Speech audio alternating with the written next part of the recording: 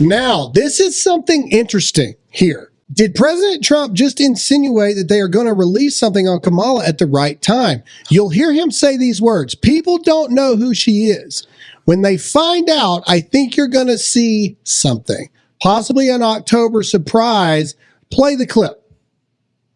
People don't know who she is. She's a radical left socialist.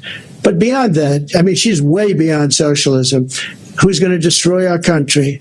And when they find out, I think you're going to see something.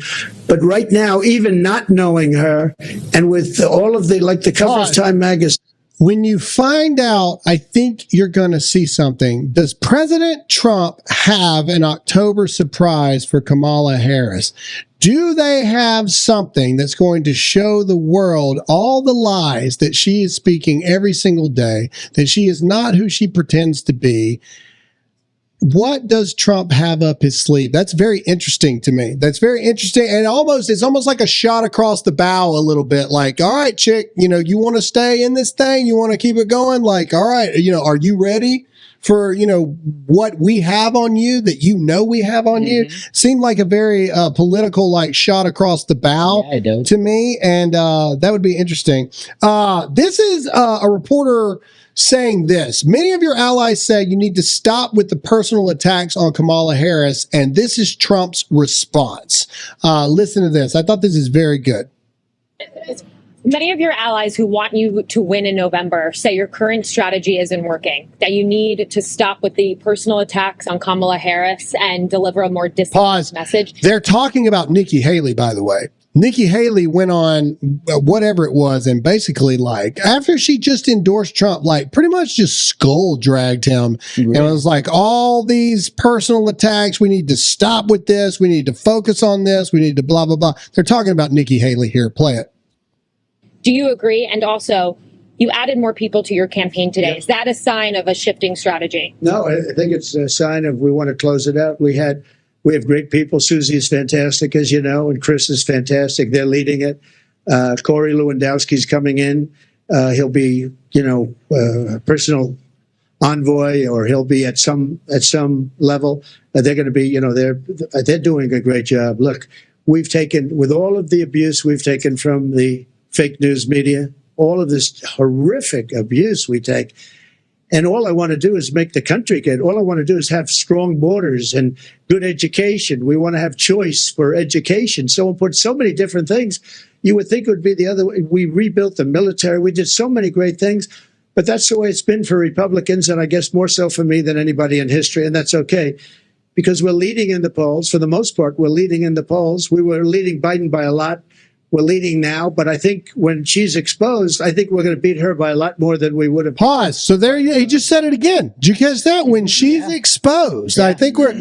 What does the Trump campaign have? That's very interesting. All right, keep playing, but you just said it again.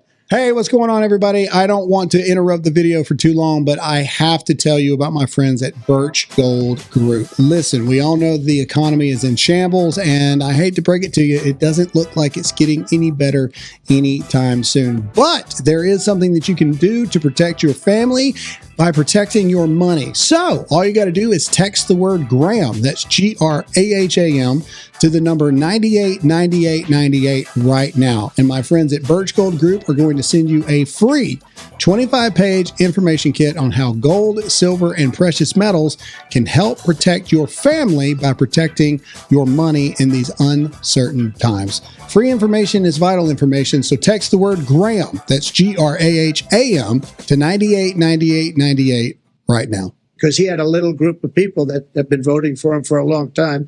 She doesn't have that. People don't know who she is. As far as the personal attacks, because of what she's done to the country, I'm very angry at her that she'd weaponized the justice system against me and other people. Very angry at her. I think I'm entitled to personal attacks. I don't have a lot of respect for her. I don't have a lot of respect for her intelligence. And I think she'll be a terrible president. And I think it's very important that we win. And whether the personal attacks are good, bad, I mean, she certainly attacks me personally. She actually called me weird. He's weird. It was just a soundbite.